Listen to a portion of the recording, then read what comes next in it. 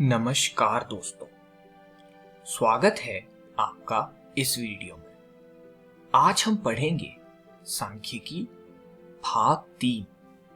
तो चलिए शुरू करते हैं।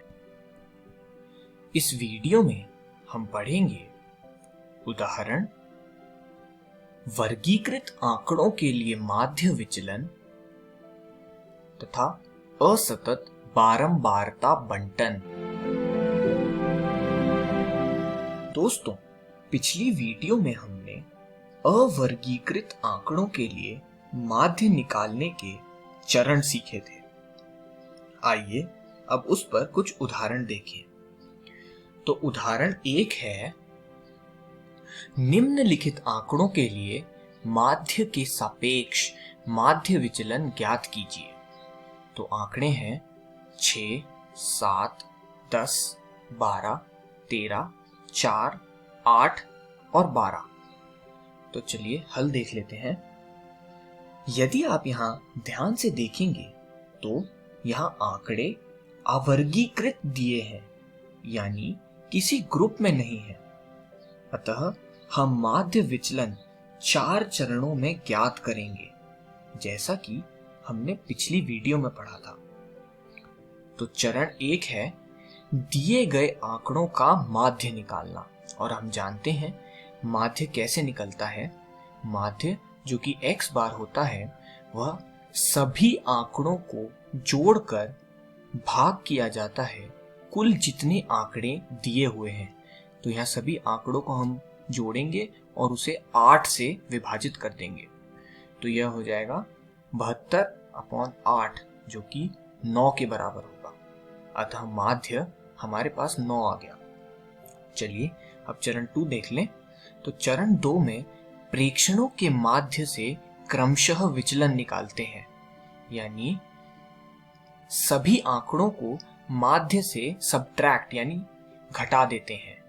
तो यह आ जाएगा 6 - 9, 7 - 9, 10 - 9 इत्यादि, जो कि -3, -2, 1, 3, 4, -5, -1 और 3 आएगा। अब चरण 3 तो हम जानते हैं कि तीसरे चरण में दूसरे चरण के सभी आंकड़ों का मॉड्यूलस ले लेते हैं, यानी नेगेटिव साइन हटा देते हैं।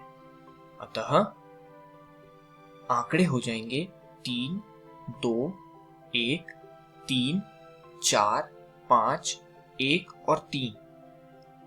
और चरण 4 यानी आखिरी चरण, माध्य के सापेक्ष माध्य विचलन निम्नलिखित है। अब हम सूत्र लगाएंगे। तो सूत्र होता है मीन डिविएशन अबाउट x बार, यानी मीन डिविएशन माध्य से होगा समीशन i = 1 से लेकर n तक, xi - x bar upon n, जो कि 3 + 2 + 1 + 3 + 4 + 5 + 1 + 3 भाग n की वैल्यू 8, जो कि 22/8 के बराबर होगा और जो कि 2.75 आएगा। अतः माध्य के सापेक्ष माध्य विचलन हमने 4 चरणों में बहुत ही सिंपल तरीके से निकाल लिया। चलिए अब उदाहरण 2 पढ़ें। निम्नलिखित आंकड़ों के लिए माध्य के सापेक्ष माध्य विचलन ज्ञात कीजिए। 12, 13, 18 इत्यादि 5 तक हैं आंकड़े। चलिए अब हल देख लें। हमें दिए गए आंकड़ों का माध्य ज्ञात करना होगा। जैसा कि पहले किया था, आंकड़े अवर्गीकृत हैं, यानी किसी ग्रुप में नहीं है। तो सबसे पहले हम माध्य ज्ञात करते हैं, और माध्य ज्ञात करने का फॉर्मूला हमने अब सबमिशन की फॉर्म में लिख लिया, यानी i 1 से लेकर 20 तक और xi है जो भी आंकड़े दिए गए हैं। यह शॉर्ट फॉर्म है माध्य को लिखने की, जो कि सभी आंकड़ों का योग अपॉन जितने आंकड़े हैं उसके बराबर होगा। तो 200 भाग 20 बराबर 10, यानी माध्य आ गया 10। अब हम सभी आंकड़ों में से माध्य को घटाकर उसका मॉड्यूलस ले लेते हैं। यानी नेगेटिव साइन ड्रॉप कर देते हैं, तो वही आंकड़े आप खुद सॉल्व करेंगे तो वे आएंगे 2, 7, 8, 7, 6, 1, 7, 9, 10, 5, 2, 7, 8, 7, 6, 1, 7, 9, 10 और 5। इसीलिए सबमिशन आए 1 से लेकर 20 तक, और ये जो ऊपर आंकड़े दिए गए हैं अब हम इन सबका योग कर देंगे, यानी इन सबको ऐड कर देंगे तो यह 124 के बराबर होगा। अब हम मीन डिविएशन यानी माध्य विचलन निकालना जानते हैं। इन सभी आंकड़ों का योग जो कि 124 था को विभाजित कर देंगे हम जितने आंकड़े थे, यानी 124 भाग 20, जो कि आएगा 6.2। आइए दोस्तों, अब हम वर्गीकृत आंकड़ों के लिए माध्य विचलन निकालना पढ़ें। अब वर्गीकृत का मतलब होता है ग्रुप्ड डाटा। दोस्तों, ग्रुप्ड डाटा का मतलब है कि किसी आधार पर विभिन्न वर्गों में विभाजन वर्ग में बटा हुआ है। तो दोस्तों, आंकड़े 2 प्रकार के हो सकते हैं। सबसे पहले असतत बारंबारता बंटन। असतत का मतलब है डिस्क्रीट यानी डिसकॉन्टिन्यूअस, या फिर हम हिंदी में बोलें तो जहां निरंतरता का अभाव हो। और दूसरा सतत बारंबारता बंटन। सतत यानी कॉन्टिन्यूअस, बारंबारता फ्रीक्वेंसी, और बंटन डिस्ट्रीब्यूशन यानी कॉन्टिन्यूअस फ्रीक्वेंसी डिस्ट्रीब्यूशन। और कॉन्टिन्यूअस का मतलब होता है जहां निरंतरता हो। चलिए अब सबसे पहले असतत बारंबारता बंटन को पढ़ते हैं, यानी डिस्क्रीट फ्रीक्वेंसी डिस्ट्रीब्यूशन। मान लीजिए दिए गए आंकड़ों में विभिन्न प्रेक्षण x1, x2, x3 up to so on till xn है, जिनकी बारंबारताएं यानी फ्रीक्वेंसीज f1, f2, f3 इत्यादि fn तक है। तो अब हमने वर्गीकृत समझा था यानी ग्रुप्ड, तो इन आंकड़ों को एक सारणीबद्ध रूप में निम्नलिखित प्रकार से व्यक्त किया जा सकता है, जिसे हम असतत बारंबारता बंटन कहते हैं। तो आइए इसे हम सारणीबद्ध रूप में प्रस्तुत करते हैं, यानी x आंकड़े हुए x 1 से लेकर n तक, यानी x1, x2, x3 up to xn, और f यानी बारंबारताएं जो कि हुए f1, f2, f3, fn तक। तो इस प्रकार हमने एक सारणीबद्ध तरीके में x और f को प्रस्तुत किया। आइए अब सबसे पहले पढ़ें माध्य के सापेक्ष माध्य विचलन, और ध्यान दीजिए अब हम वर्गीकृत आंकड़ों के लिए माध्य के सापेक्ष माध्य विचलन पढ़ रहे हैं। तो सबसे पहले हम x बार यानी माध्य निकालेंगे, जिसका सूत्र यह है, ध्यान दीजिए, सबमिशन यानी योग i इक्वल टू 1 से लेकर n तक xi fi यानी आंकड़े इंटू फ्रीक्वेंसीज भाग सबमिशन i 1 से लेकर n तक फ्रीक्वेंसी यानी fi।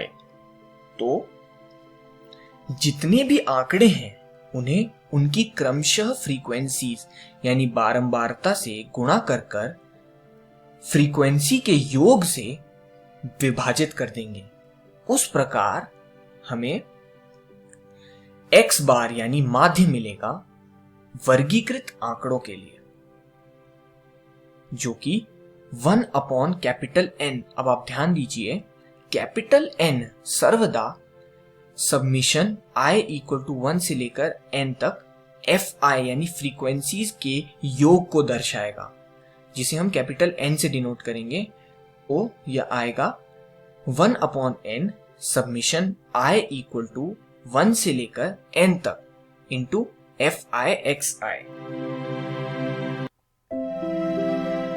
तो यह सूत्र बहुत ही महत्वपूर्ण है। अब i इक्वल टू 1 से लेकर n तक सब्मिशन fi xi यहां दर्शाएगा प्रेक्षणों xi का उनकी क्रमशः बारंबारता fi से गुणनफलों का योग,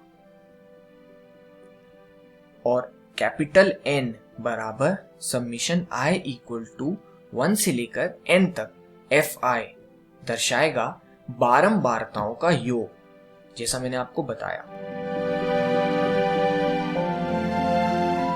तब हम प्रेक्षणों xi का माध्य x बार से विचलन ज्ञात करेंगे और उनका निरपेक्ष मान लेते हैं, यानी सभी i इक्वल टू 1 से लेकर n तक के लिए modulus of xi minus x बार ज्ञात करते हैं। तो अब मीन डिविएशन यानी माध्य विचलन अबाउट मीन या माध्य बराबर होगा सब्मिशन i इक्वल टू 1 से लेकर n तक fi into modulus of xi minus x बार भाग सब्मिशन i इक्वल टू 1 से लेकर n तक fi। तो यह सूत्र वर्गीकृत आंकड़ों के लिए माध्य के सापेक्ष माध्य विचलन को दर्शाता है, जहां 1 अपॉन n या कैपिटल N बराबर होता है सब्मिशन i इक्वल टू 1 से लेकर n तक इंटू fi। तो आप ये सूत्र याद कर लीजिए। चलिए अब माध्यिका के सापेक्ष माध्य विचलन पढ़ते हैं। माध्यिका के सापेक्ष माध्य विचलन ज्ञात करने के लिए हमें दिए गए असतत बारंबारता बंटन की माध्यिका ज्ञात करनी होगी। इसीलिए प्रेक्षणों को आरोही क्रम में व्यवस्थित करेंगे। अब आरोही क्रम होता है असेंडिंग ऑर्डर, यानी छोटे से बड़े की ओर। इसके पश्चात संचयी बारंबारता ज्ञात करेंगे। संचयी बारंबारता का अर्थ है क्यूमुलेटिव फ्रीक्वेंसी। तब उस प्रेक्षण का निर्धारण करते हैं जिसकी संचयी बारंबारता n/2 के समान या इससे थोड़ी अधिक है। प्रेक्षणों का यह मान आंकड़ों के माध्य स्थित है। यहां बारंबारताओं का योग कैपिटल N से दर्शाया गया है। प्रेक्षणों का यह मान आंकड़ों के मध्य स्थित होता है, इसीलिए यह अपेक्षित माध्यिका कहलाता है, यानी रिक्वायर्ड मीडियन। अब दोस्तों, माध्यिका ज्ञात करने के बाद हम माध्यिका से विचलनों के निरपेक्ष मानों का माध्य ज्ञात करते हैं। तो आप ध्यान दीजिए, इस प्रकार मीन डिविएशन अबाउट मीडियन बराबर होता है 1 upon capital N into summation i equal to 1 से लेकर n तक fi into modulus of xi minus m। तो यहां हमने हर आंकड़े में से माध्यिका को घटाकर उसका मॉड्यूलस लिया है और बाद में उसे फ्रीक्वेंसी से मल्टीप्लाई कर दिया है। तो यह सूत्र बहुत जरूरी है। इस वीडियो में हमने सीखा उदाहरण, वर्गीकृत आंकड़ों के लिए माध्य विचलन तथा असतत बारंबारता बंटन। अगली वीडियो में हम पढ़ेंगे वर्गीकृत आंकड़ों पर कुछ उदाहरण। धन्यवाद दोस्तों।